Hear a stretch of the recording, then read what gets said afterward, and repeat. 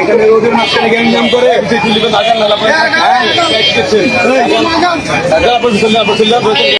একজন police duty করতেছে, সেই পুলিশকে রাজনৈতিক নেতা, এলাকার পাতি নেতা, সে এসে কিভাবে প্রভাব খাটাচ্ছে দেখেন।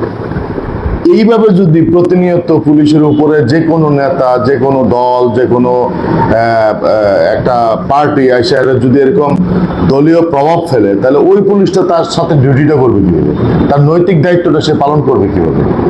আমরা সর্বপ্রথম করা উচিত দেশকে ভালোবাসা উচিত, তারপরে আমাদের দেশের আইন শৃঙ্খলাকে সঠিকভাবে রক্ষা করার জন্য আইন শৃঙ্খলা বাহিনীর প্রত্যেকটা সদস্যকে সঠিকভাবে মূল্যায়ন করা উচিত।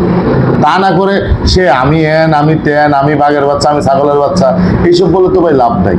আপনি কোথায় কি, আপনি কোথাকার কোন কি হরিদাস পাল, সেটা আপনার কর্মে প্রমাণিত হবে।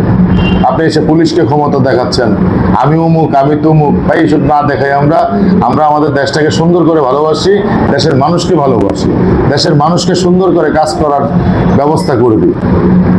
এগুলো থেকে বিরত থাকি। আমরা সব সময় চেষ্টা করব প্রত্যেকটা মানুষ সুন্দরভাবে চলাফেরা করতে পারে, আইন শৃঙ্খলা বাহিনী তার প্রতিনিয়ত কাজগুলো যেন সঠিকভাবে মেনটেনেন্স করে বা সুন্দর করে পরিচালনা করতে পারে।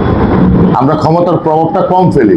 এই ক্ষমতার প্রভাব ফেলতে ফেলতে বাংলাদেশের অনেক প্রশাসনিক কর্মকর্তা এখন চাকরিচ্যুত, অনেক প্রশাসনিক ক্ষমতার অপব্যবহার করে অনেক ব্যক্তি দেশ থেকে পলাতক। আমরা এগুলা থেকে বিরত থাকি। ধন্যবাদ সবাইকে।